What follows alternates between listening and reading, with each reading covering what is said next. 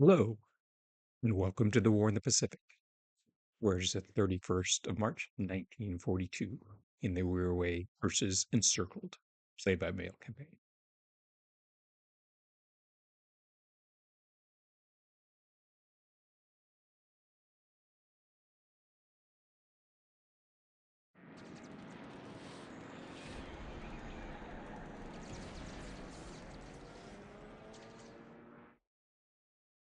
Ooh, I-121, actually a mine-laying sub by design, stocks and gets a big Dutch submarine, 016, sinks her.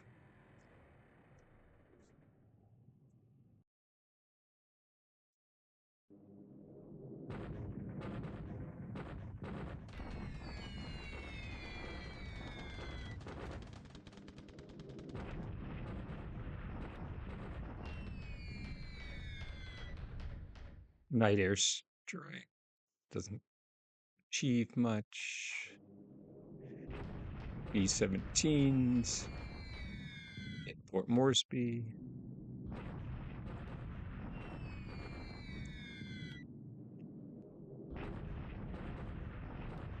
B-17Es. Interesting. One destroyed by flak. So not a lot of success by any of our nighttime raids.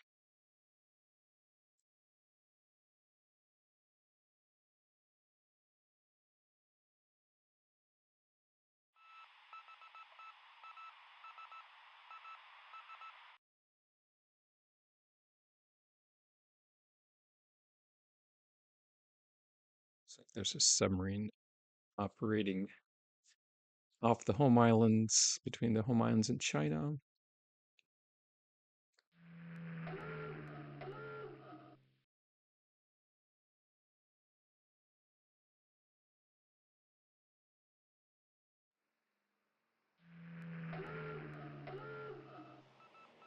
His air crews are starting to get skilled at ASW.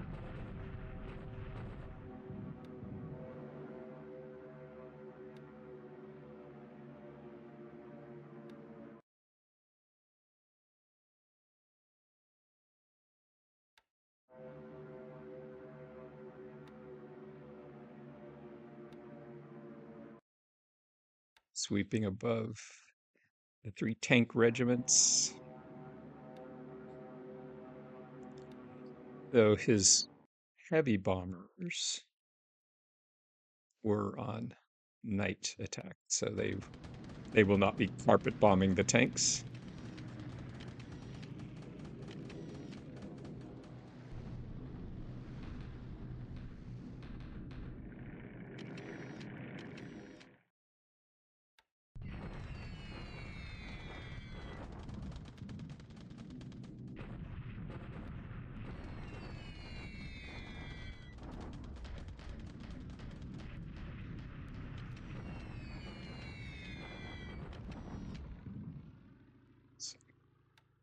Single Chinese corps up there.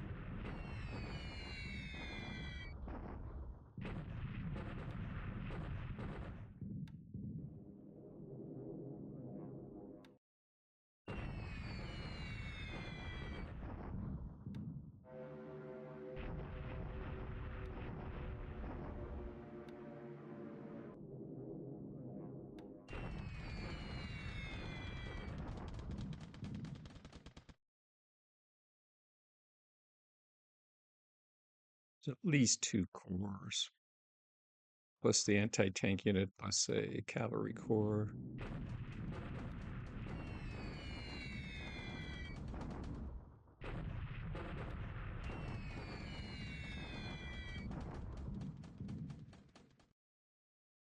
Disabling engineers is always good.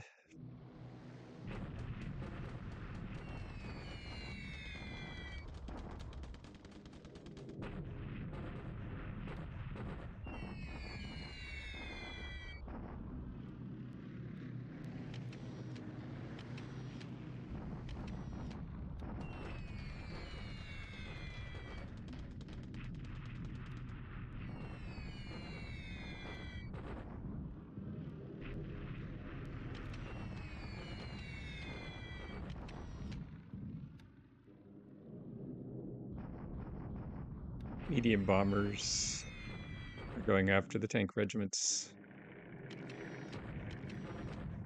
Weather isn't very good, at least.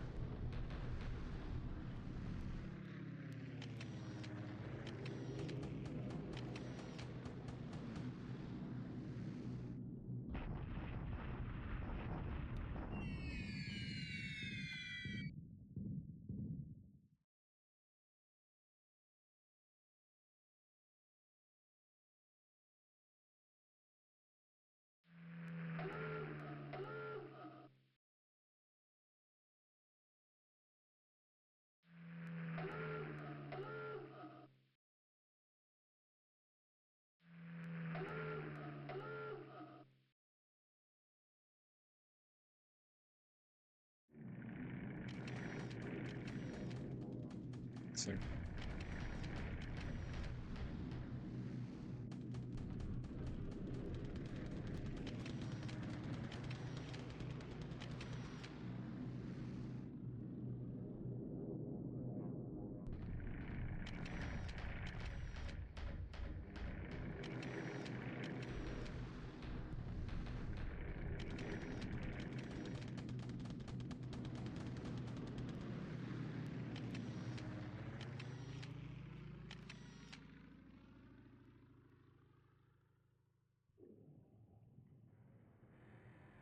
looks like we lost a submarine of ourselves to ASW aircraft.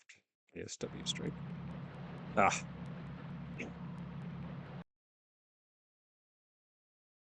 thought I'd avoided this mistake before. Or again, but apparently not.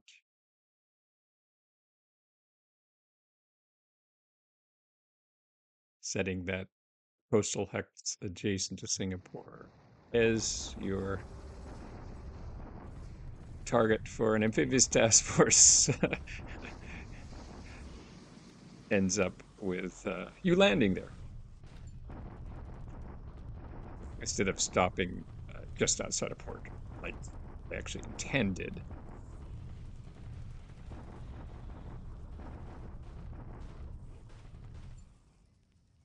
The heavy losses due to his artillery fire. Again, as we withdraw,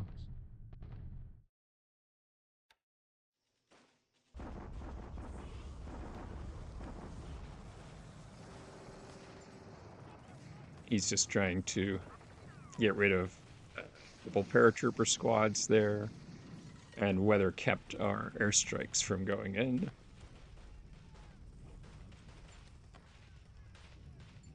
Okay, pretty quiet turn, other than the losses in submarines to both sides.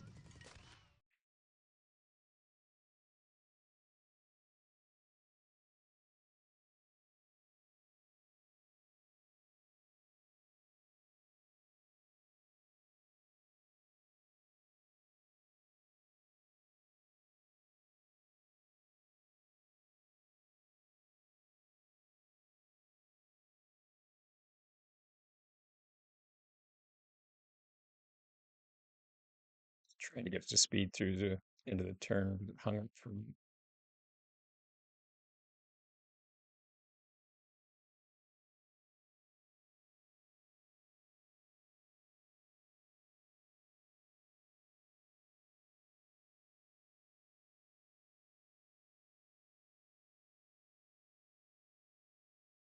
some of our small destroyed heavy artillery units are respawning after paying the 2 or 3 political points. Quite a few operational losses for me today. Lily's, Sonia's, Sally's, Betty's, Glenn. Good news is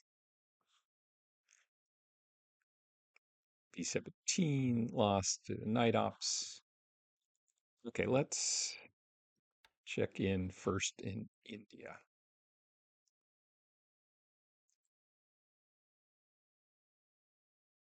So the first tank regiment is in good shape.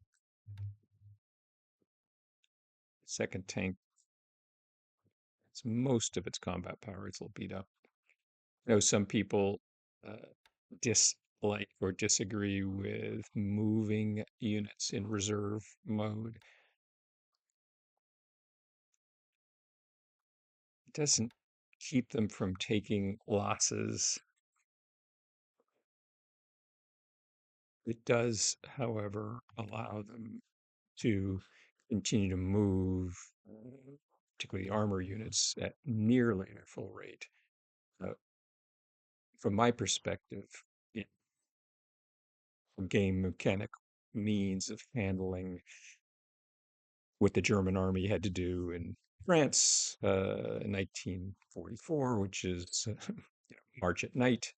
Uh, same same concept, that air power,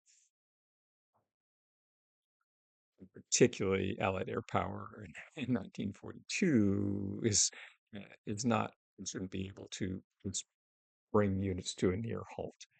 Uh, so instead, you can flop them into reserve mode, and while they don't uh, move lightning fast and they don't avoid losses, they can make the march. And from my perspective, again, this it simulates nighttime movement, early morning, late evening, or late afternoon, uh, and get them to where um, you need them, though they will be somewhat attrited by the time they arrive, assuming he employs air power. So my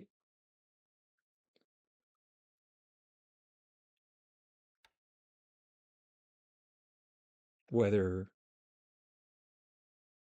kept me from conducting any effective strikes here. Not a big deal. See, the Royal Thai Army is closing in on Mayatit-Vina. Is that it's a mouthful?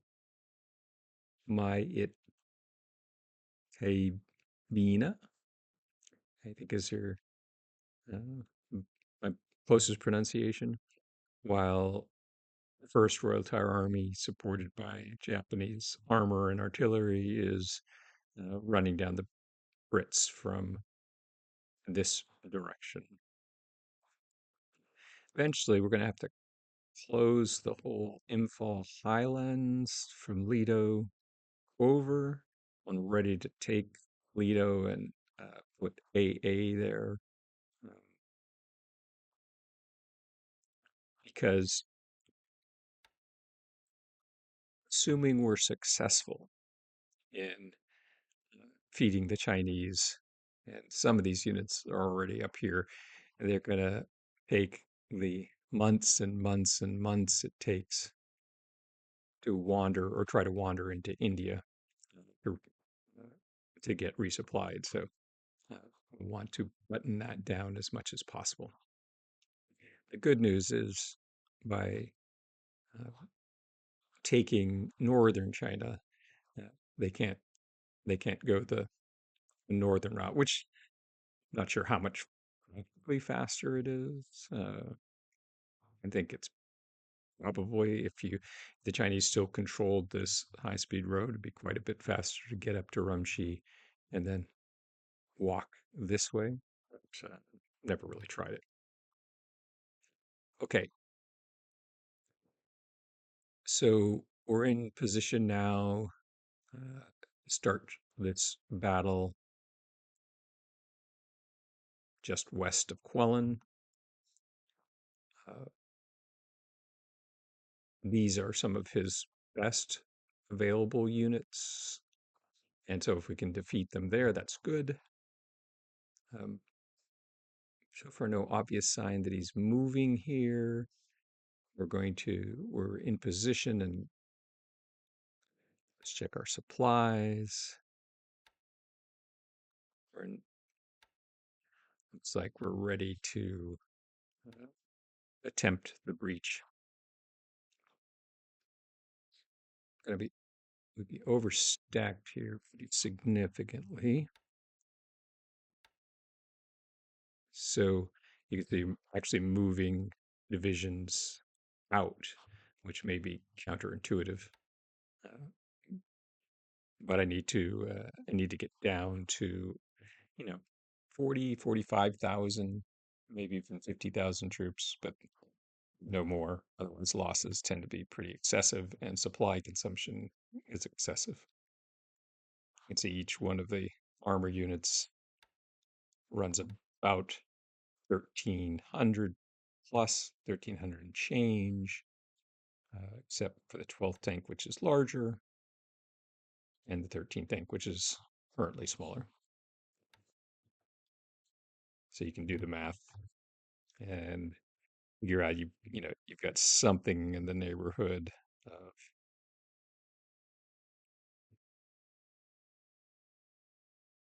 of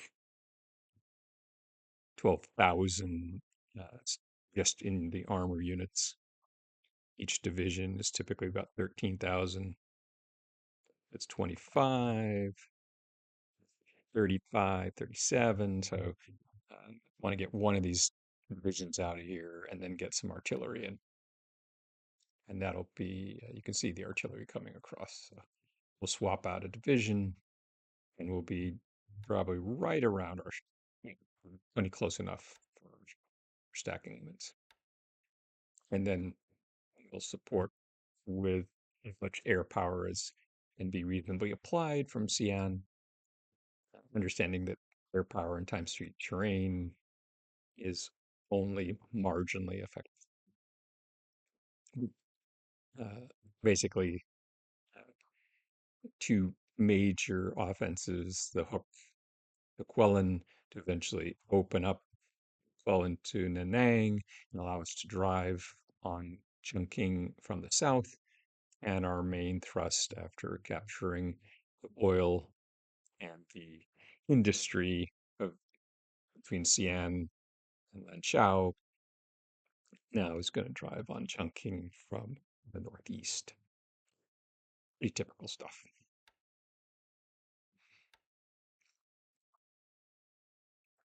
Okay, we're loaded.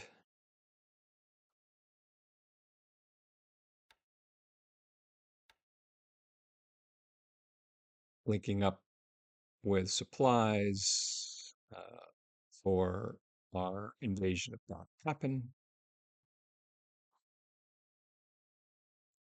just like all the other operations here around Borneo, using very expendable troops. I'm sorry, ships, because the coastal guns will cause losses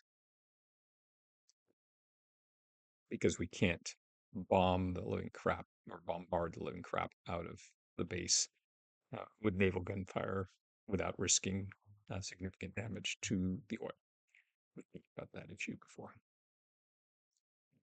Okay, let's just check on.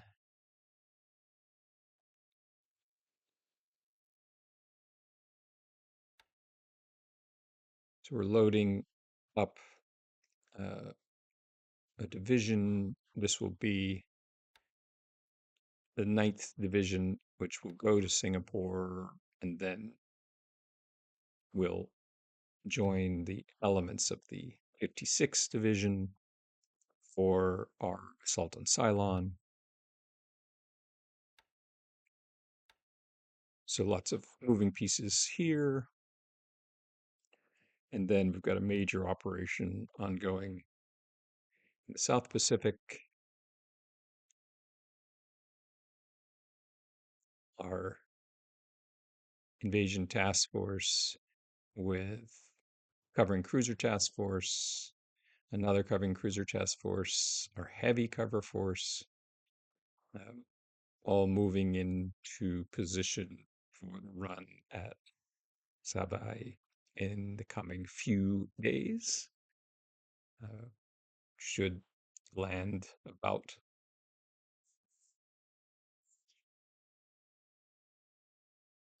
let's see, potentially we can hit Sabai on in 3 days. Move from here to Wallace, showing, or near Wallace, showing as if we're going to land reinforcements, and then make the run to Seba for this hopefully, a surprise move. And with enough cruisers and fast battleships to deal with, we believe, be uh, five-ish or so cruisers and maybe 10-ish destroyers. Uh, it's available to the Pacific Fleet around Pago Pago. We shall see. That will be an interesting operation.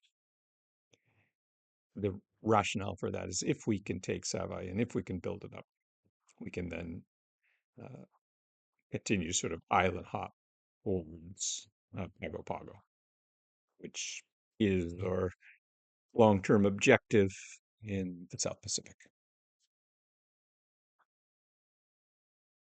We'll just check in, see if there's anything unusual going on in the Aleutians. Nothing obvious.